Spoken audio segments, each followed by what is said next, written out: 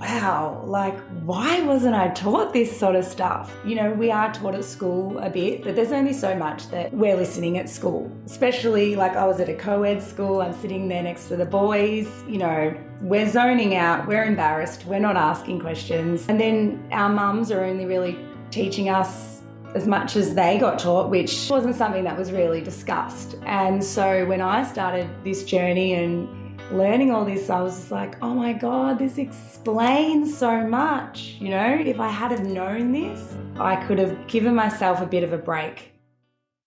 Welcome to the Wildflow podcast with me, Charlotte Puanto, certified cycle and feminine embodiment coach and shamanic womb guide. In this podcast, I'll share my wisdom and conversations with powerful change makers, thought leaders and embodied teachers to invite you to live cyclically in flow with your menstrual cycle instead of fearing it, to heal menstrual shame and normalise womb wisdom and period positivity, and to step into your sovereign magnetic power to create and embody the change you desire to see in your world. Settle in to unleash your wild flow.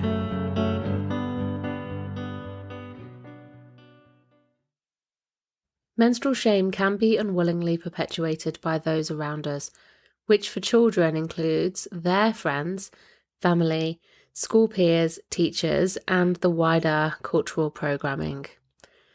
When it's difficult to have open conversations and seek support from our girlfriends especially, it's no surprise that children become really quiet. They internalise the shame and they don't ask for help or share their experiences. They can learn that periods are secret business, that it's nothing special, or worse, that it's a curse that they must suffer in silence with. Today's guest is on a mission to change all that herself. Through her beautiful Sisterhood Circles for girls and women and her First Moon Circle work, Stacey May is a mother of two, a woman, a wife, a school teacher, a youth mentor, and a certified First Moon Circle Facilitator. She's the founder of Red Sisters, which is based in Melbourne, Australia. We chat about how sharing empowering menstrual education to girls individually and their mums, but also to whole friendship groups and even classmates, can create powerful change culturally and personally for children so that they can feel more period positive than ever before. As ever, sisterhood is the answer, and especially so in fighting menstrual shame. Hey, welcome, Stacey, to the podcast. It's really lovely to have you here. How are you going today? Hi, Charlotte. Thanks for having me. I'm doing all right, thanks. Got a little bit of a cold, but I'm great. Good. Yeah. I'm sorry you've been sick this week, but it's really lovely to have you here and to see how you're going and to have this conversation. And I love to start all of our episodes with a cycle check-in. I would love to ask you if you have a menstrual cycle, just where you are in your cycle and how that's feeling for you today, especially given that you have been sick. Just because it helps. It's so interesting to see, you know, where we're at, what our energies are like, and just to share, you know, how that feels for us because it's different for everybody. So I am day 6 of my cycle. So I'm just my bleed's just coming to an end. So I actually this is probably my favorite part of my cycle. I always find that when I get my period, it feels like a bit of a release, you know, and then day 6 that I'm in now, I start feeling better. I start feeling, more clear, and I suppose being a bit unwell too has been a bit, a bit foggy. So I am starting to, when I sort of go into my inner spring, as we call it, I start to feel better and I enjoy it. Yeah, cool. Thank you for sharing. Yeah, I'm on day, I think it's 10. Wait there, 8, 9. And yeah, I think it's 10. So I've really felt that energy rise definitely in my inner spring now, which is feeling nice because I had like zero energy on my bleed. And the week before I was just completely shattered. And I don't think it was a real period either. I think I didn't ovulate last cycle. So I think it was like a breakthrough. And I just felt completely drained, and it was quite a heavy bleed. So just like, whoa, I'm feeling much better now. So hopefully I'll ovulate this cycle. Yeah, that would be good. So I'd love to hear from you in your words. Are you happy to tell us a bit about yourself, like who you are, um, who's in your family, and the work that you do as well? Such beautiful work. Yes, so I live in Melbourne. I've got two children, a daughter and a son, and I live with my husband. I am a school teacher by trade. I work as a relief teacher, so a fill-in, which I'm happy doing while the kids are young. But there was always a passion of mine that to teach young girls more about their bodies and their periods. And, I did do health as part of my course, but, in schools, being a health teacher is a bit different to, just teaching a bit more specific about this. So I started holding women's circles, and I thought, I want to do this with the young girls as well. I went to a women's retreat, and I was sitting there, and there were all these mother and daughter couples. They were adults, and I just remember thinking, wow, this is so cool. Like, I want to do this with my daughter.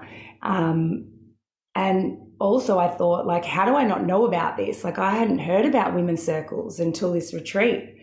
And I just remember thinking, like, I want to do this with my daughter. I want other mums to do it with their daughters. I want like women's circles and sisterhood circles to be something that like is just known, not something that's like, it's only for like, woo-woo sort of vibe, I want it to be more mainstream, like, and normal, and young girls growing up being like, oh yeah, I went to a sisterhood circle, and I learned about my period, and I know all about my body.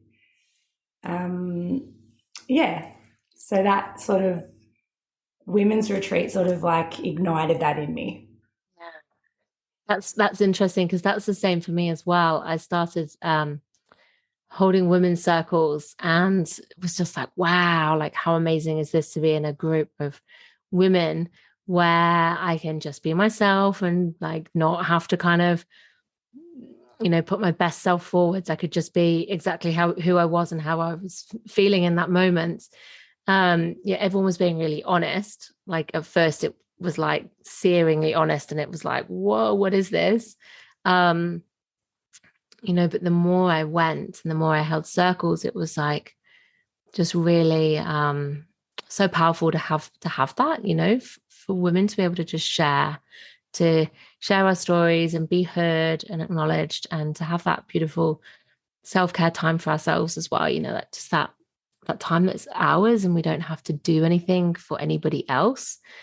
And I really loved holding and creating that space for women in my community. It's been doing it for about 4 years, and I just love it.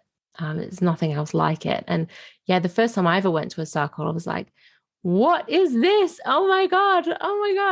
It was quite overwhelming, because my experience of sisterhood had been the complete opposite, and being like, don't show any weakness, don't show any like emotion, like you can't trust each other. Like just don't really open up, because it's not going to be received in the way that I would ideally like to be heard and supported. And Yeah, it's been really healing to have circles. And then I started holding mother-daughter circles as well locally, because I really wanted to create a space where I felt like mums could listen to their daughters and have that special time away from the family, and children could connect with their mums in a different way, in like a really special, sacred way, really just to open up the lines of communication between the two, which, are sort of around puberty and the teen years, can go down the toilet, can be really, a moment of withdrawal and separation and not being able to listen to each other and share with each other. So that's how I came to this. And I just really hear that in you as well, like just really feeling the value of sisterhood and wanting to create those spaces, for others. Yeah, that's lovely to hear. Love hearing that, Stacey. Thank you for sharing. And so what was it that so you went from teaching to circles? What was it then that made you want to learn about periods and menstrual cycles and teach that, like, include that in your circles for children particularly? There was a few different things. So definitely my own sort of learning and discovery about that. So once I started learning about, my cycle and, diving into that more, I was just like, wow, like, why wasn't I taught this sort of stuff? And, we are taught at school a bit, but there's only so much that we're listening at school, especially like I was at a co-ed school. I'm sitting there next to the boys, we're zoning out, we're embarrassed, we're not asking questions, and then our mums are only really teaching us as much as they got taught, which, for me, it wasn't much. Mum was great, but, it just wasn't something that was really discussed. And so when I started this journey and learning all this, I was just like, oh my God, this explains so much. If I had have known this, if I had have known when I was younger that I was, a cyclical being, that I had phases and it wasn't just linear, I could have given myself a bit of a break. I could have had some more self-compassion, I think. And, I used to just think every month that I was depressed. I think, I had PMS symptoms, before my period, and I used to be hungry all the time, and and I didn't understand it. So I was just like, oh, why am I so, down? Why am I so agitated? And I didn't understand it. So I just thought, oh, this is just me. Whereas if I had have known, now I'm like, oh, it's okay. I'm just doing my, like I understand it, I'll be fine. I have that, like, yeah, as I said, self-compassion. And so there was that. There was, just learning it myself and thinking, oh, I want to teach this to young girls earlier. Like, I want them to know all this. And, I've heard some, things that girls are being taught still. And, I just think, oh no, like it's too negative. I think it's too negative from what I've heard, it's too negative. And I just think, no, like we could teach them that this is a positive thing, that it's not something that's happening to them. It's like a special part of them.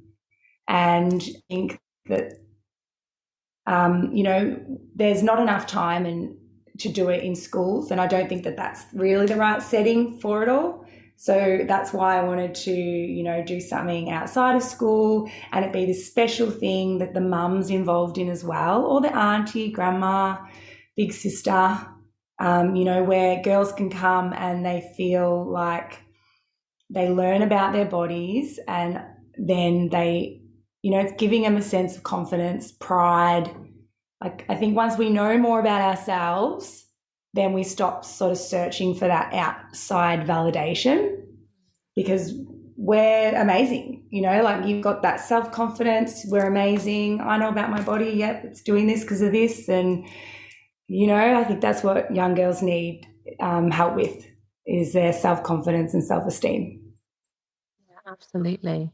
Yeah. And especially, you hear statistics about girls feeling, that how worthy they feel in themselves, and boys are, they really get that self-esteem from how well they do, and the sort of expectations that we put on boys. But they obviously have puberty as well, but it's not marked so much by blood and a cycle and hormones and different, like the moods that we can experience, the changes.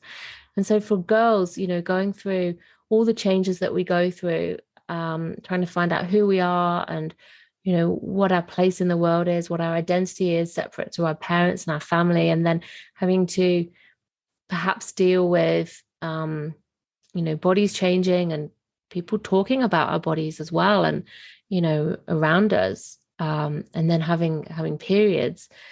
And if we're not supported through that, it can just be overwhelming. And I hear so many stories from women who are sharing about their first periods, about how it was a time of so much shame and so much worry and anxiety, and all kinds of stories, whether it was mum not telling them anything and just giving them a book to read or products to read, or even if they were quite excited and their mums were supportive, once they go out into the wider world, it's being met with that cultural like, oh, it's nothing special, or even worse, oh, it's gross, and then taking that confidence away from them. And so, yeah, I think it's really interesting to hear what, from your inside perspective as well, about what is going on in schools and what you have seen, and the way that it's not working. And so seeing you're now a youth mentor and a First Moon Circle facilitator, and you have started holding your own circles, and like you said, you've learned about this for yourself,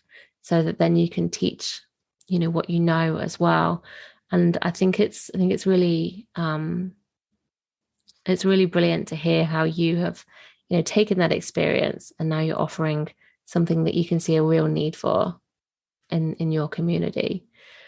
And so I would love to ask you, building on that, when you did the First Moon training with me, and as part of your own journey, you said that you've been learning about the phases of your cycle, and the fact that it wasn't just who you were and these moods and agitation that you were having, it was actually part of something else that comes and goes. Besides learning about that, you said to me, you shared with me that you felt like in the course you really got to honor your own womb story, your own menarche, your own first period experience. Would you share with us, what that was like for you to do that, and what you got out of it, that process of going back and looking at your experiences?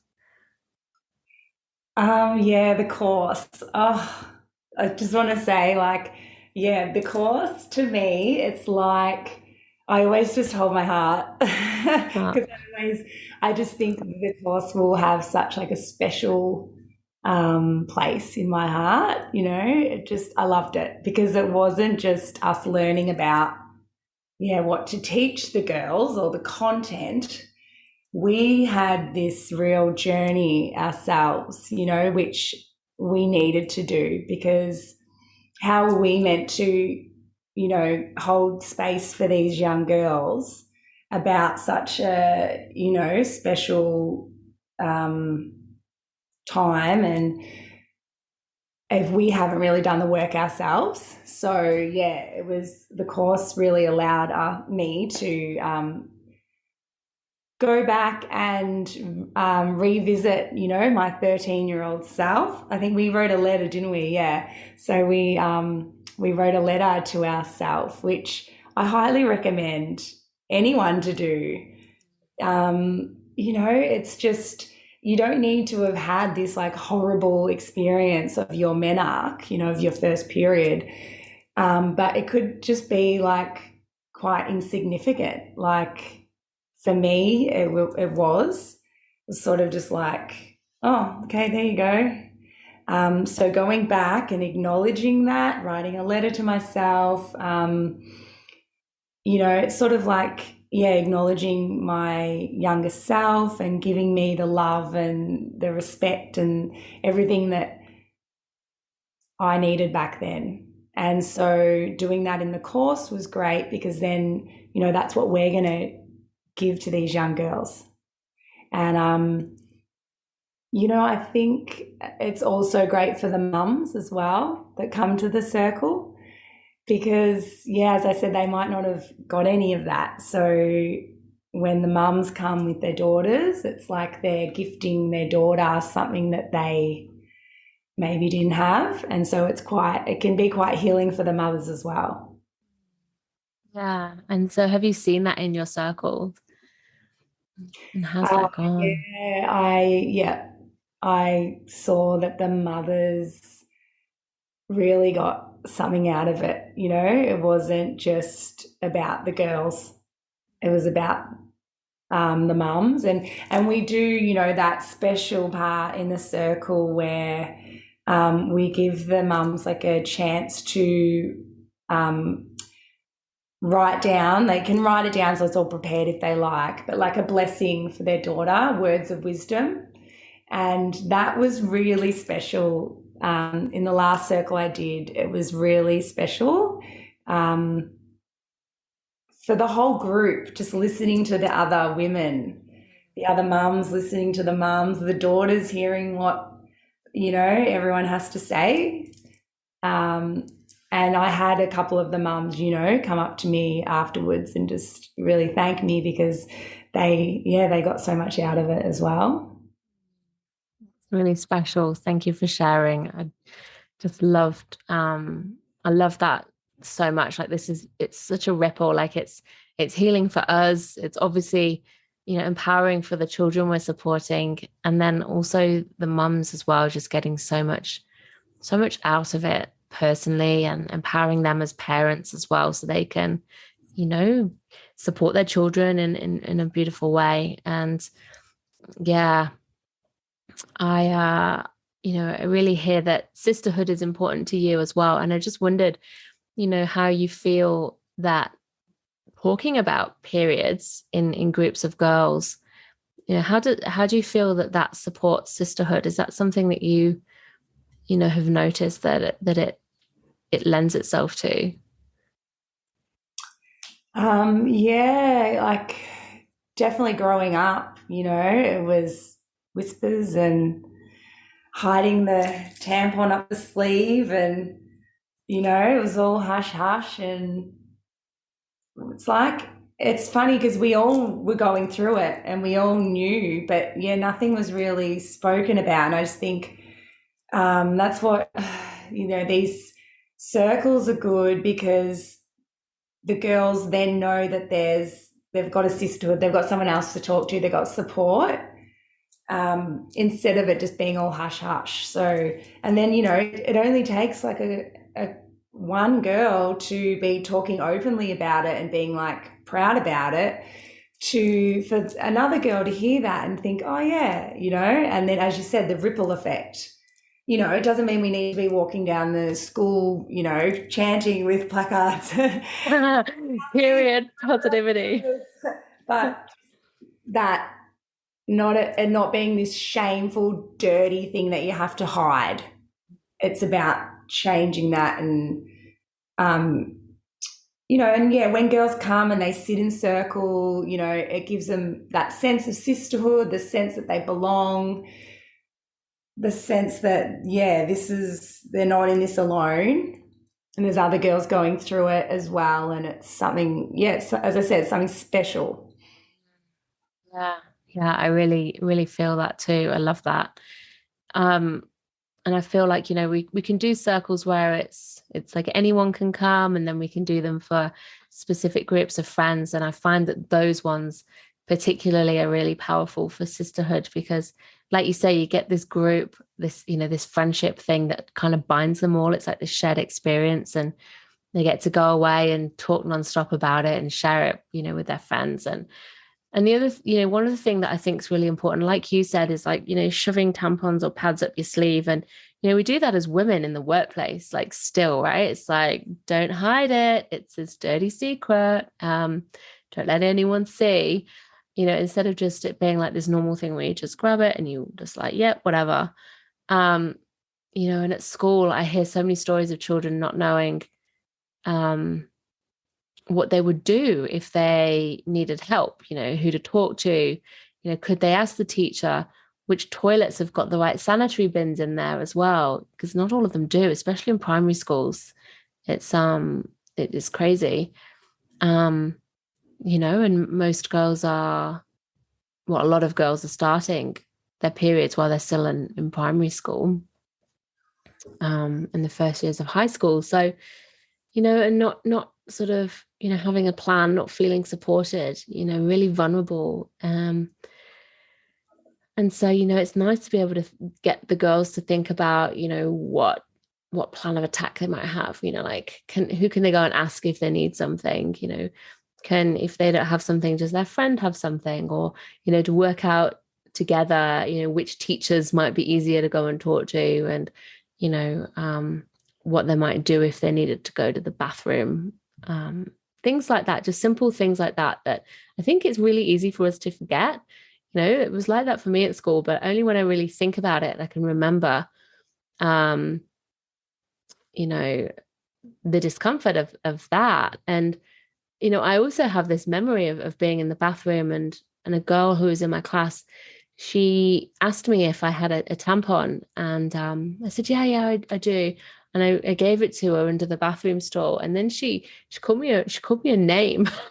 She was really rude to me, because it was a large tampon. She was like, I can't remember what she said, but I had really heavy periods, and she was really mean to me about it. And I was like, oh my gosh, like I helped a sister out, and that's what I get. And it's like this, you know, deep shame of girls just turning on each other, instead of, like you say, we're all going through it, we're all experiencing it. You know, we just need to hold that space for them, and encourage them to be able to talk more openly about it. And, you know, I hear lots of mums really wanting to, but children just kind of pulling away and not really wanting to as well. Have you noticed that? Yeah, I think, yeah, there's mums and out there that, yeah, they want to be more open than what they got with their mums. They want to talk about it, but it's like, oh my God, where do I start? You know, what do I say? And then you've got the daughters, they don't want to feel like they're being lectured, you know, eye roll. I know, mum, like, you know, I did have a mum say to me that she really liked the circle because it was like her daughter got to hear someone else telling her what she was telling her anyway. It just sometimes comes across better from a third party, unfortunately, you know, it just does. And then it sort of like validates what the mum's saying. And yeah, the whole conversation starter thing can be, you know, tricky for some people because, you know, going back to that whole, if the mum hasn't really, if she's got some stuff, baggage behind it all, it can be really tricky for us mums. So yeah, that's why these circles are really good because, yeah, I mean, the girls get to ask so many questions. They get to ask all the embarrassing questions that they might not, you know, it all comes out and it's great. Everyone has a Tell bit of a us, yeah, I'd love to know. Tell us some of the questions that you've received. Is there any that you can remember off the top of your head? What sort of questions you get asked? um, well, we did, you know, we dipped the tampons into liquid just to show them, you know. And I did get a couple of like, oh my God, does it get that big? Uh, Yeah. you know, just how to use the pads. Um, sometimes we just, we sort of expect them just to know. It's like we've been doing this for that long, but they haven't. And just a lot of little questions that how to use this and how long for, and oh, is that how you put that on? You know, just little things that you sort of take for granted. And body parts as well. You know, we do go through the picture and the body parts, and you know, had a couple of girls being like, oh, okay, I didn't know that. And you know what? Some of us mums, you know, like, yeah, we don't know it all. And you've got a daughter and a son, you said, as well. And I'd love to hear how old they are. And, you know, you said you're married too. I just wondered whether you have been able to start sharing any of this awareness or any information at all with them, and you know what they know, and how you kind of find that process for yourself in that sharing. Is that okay to ask? Yeah. Well, you know, like most mums would know, you don't get that much privacy. So yeah, I've had the kids come in. So my son's 7.5 now, and my daughter's 4.5. But you know, I've throughout the years I've had them come in and be like, "Oh, why is Mum wearing a nappy?" You know. Yeah, I've had that. It's a nappy. You know, just asking questions like that, and I made a choice just to be open. You know, give them information, nothing too that's going to go over the top of their head, but you know, I suppose I say things like, oh no, mummy wears this because, you know, every month for women to have babies, if they want to have a baby, every month they bleed out their vagina. And so this just stops the blood from going on my clothes. You know, just I try and just keep it simple. And my son just sort of goes, oh, okay, and just like walks off. Like, no big deal, you know. So that sort of thing, I don't hide tampons and pads and stuff. I just be honest. Yeah, I'm very open with my family about, you know, what phase I'm in, especially with my husband. You know, I just think like you got to tell them so they know. And you know, I want my son also to grow up knowing how to care for women as well, whether it be, you know, just his sister, like to understand what she's going through, and me, or you know, if he has a partner when he's older. And you know, so like I talk to them about, you know, if mummy needs to rest, that it's important for mum to rest because you know, then I can have more energy later to play with you. You know, I just talk through things like that. And also with my husband, you know, I might say like, I'm a bit like this because this is sort of how I feel at this time of the month. And I think once you do sort of open up the communication, then there's a lot more understanding. Yeah, they're not in the dark, and they can get a sense of how they fit into it as well. I think, you know, partners, it's like I've noticed that my husband, he'll be like, he'll just suddenly out of what I think is the blue be like, where are you, like which phase are you in, are you in this phase? And I'm like, why? He's like, oh yeah, you know, and we've kind of worked out little ways of, you know, he's obviously got his way of knowing what that means, and he tells me that he likes it when I'm, you know, ovulating because I'm got more energy and I'm happier and I'm more playful and, you know, I'm more sexual. And he's like, he feels like it's a time when we can connect more. And he's like, oh, you know, Yeah. he likes that version of me. And, you know, he sort of says that he's a little bit worried sometimes about, he thinks that my period time is the worst time for him. I don't think that's the case. I think it's just beforehand. But yeah, that's interesting that that's his perception of it. He's like, I think what it means to him is that I have less energy and I need him to step up a bit more. And he's a bit more like, oh, you know, he's tired and he's got a lot on, and I kind of just am like, I need you to do this. I need you to, please. This is how I'm feeling. Like this just need you to do, like dinner time, or, like be the person who's trying to get everyone ready in the morning or at bedtime, and kind of, keep things moving. Whereas in, the rest of my cycle, I'm the one who's like, kids, teeth, bath, bed, that kind of thing. Yeah. So it's really interesting that he sees it slightly differently to how I see it. Has your husband ever said anything like that about what his favorite part of your cycle is? Has he got that kind of awareness? Yeah, he definitely has an awareness now. Yeah. Yeah, he does say funny little things. It's funny because, he might say something and I'll be like, oh, yeah, like he's onto it sometimes a little bit more than me.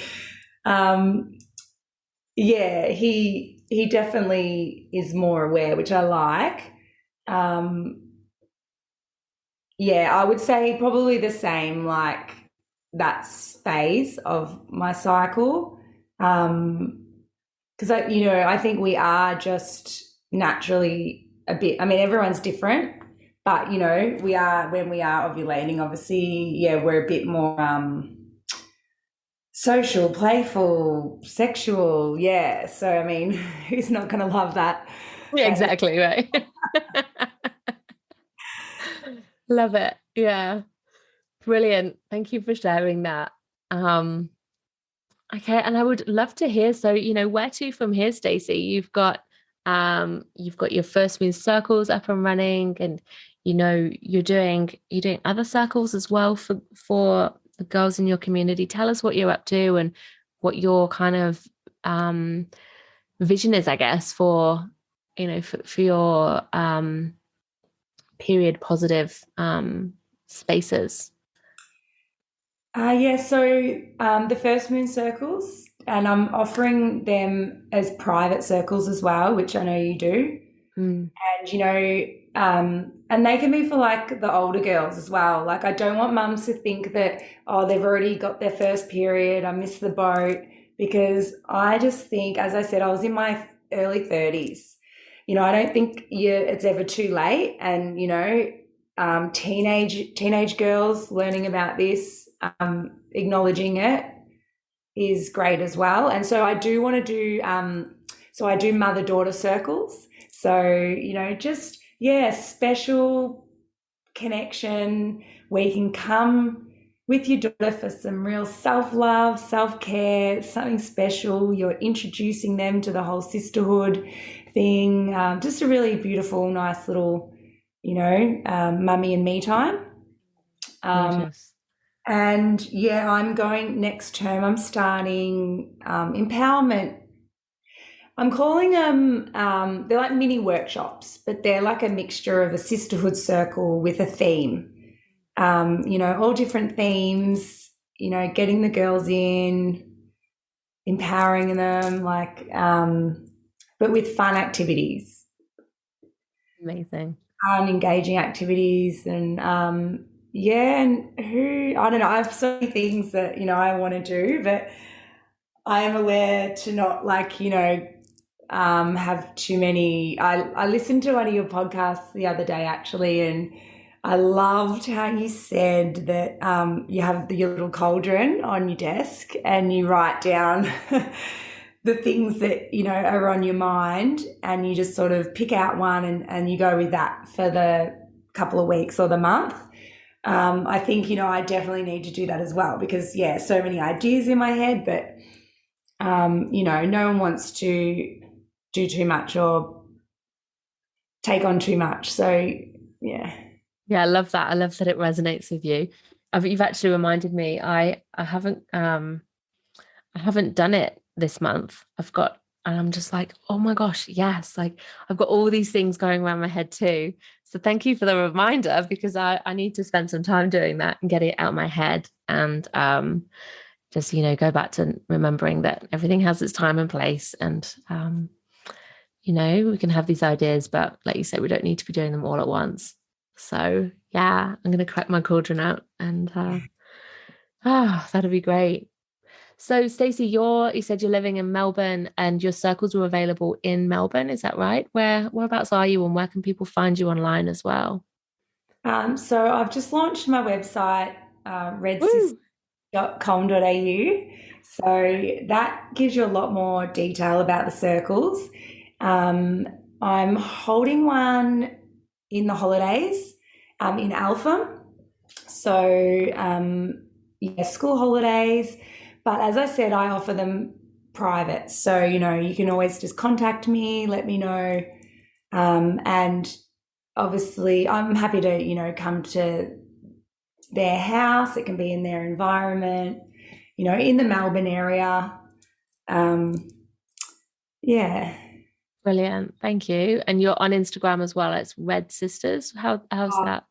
Yeah, Red Sisters _ Red Sisters _ Cool. I'll pop it in the show notes. But yeah, thank you so much for sharing with us, Stacey. I've really loved hearing about how you found women's circles and sisterhood and how you shared that with the girls in your community and how you've really found the importance of talking about periods and doing that process for yourself as well, but how much that feeds into true and healthy sisterhood. And I can't wait to watch you holding more circles this year. So it's been you actually were in was it the September round 2021? Yeah, it was During training. During yeah. So you've been really quick off the mark to get going, which is super exciting to see, and congratulations. Thank you. Thanks. Yeah. Woo. I really love it. Like, it's just something I just love doing. So yeah. Thank you so much. Yeah, thank you. It's wonderful to have you as part of our community and to see you doing this. So yeah, thank you, Stacey, for everything you're doing. Thank you, Charlotte. Thanks for, creating First Moon Circles. Yeah. And I just loved the course. It was great. Thank you so much. Thank you. All right, everybody. I fully recommend you go over and find Stacey on Instagram at redsisters _ She shares really beautiful posts about not just about what she's doing, but about some education for mums who are looking to support their children through puberty and with their first periods, and also sisterhood and all kinds of beautiful things. So go and check it out. It's really lovely. It's such a beautiful feed you've got there. So yeah, go and check it out, everyone. And thank you so much for joining us on the podcast, Stacey. Okay, thanks. Bye. Thank you so much for listening in. If you're loving this podcast and you'd love to help me spread the wisdom shared, please leave a review or rating or share this with somebody who you think would love to listen in. I'm really passionate about creating ripples of change and getting this information to more women, girls, and people with a cycle so that they can reclaim their cyclic natures too. And if you'd love to dive in deeper with learning more about how to connect with your cycle and rites of passages, come and join our free Wild Flow Circle community or choose a course and learn with me on my online learning hub. All the links are in the show notes. And until next time, be well and go with the flow of your cyclic nature.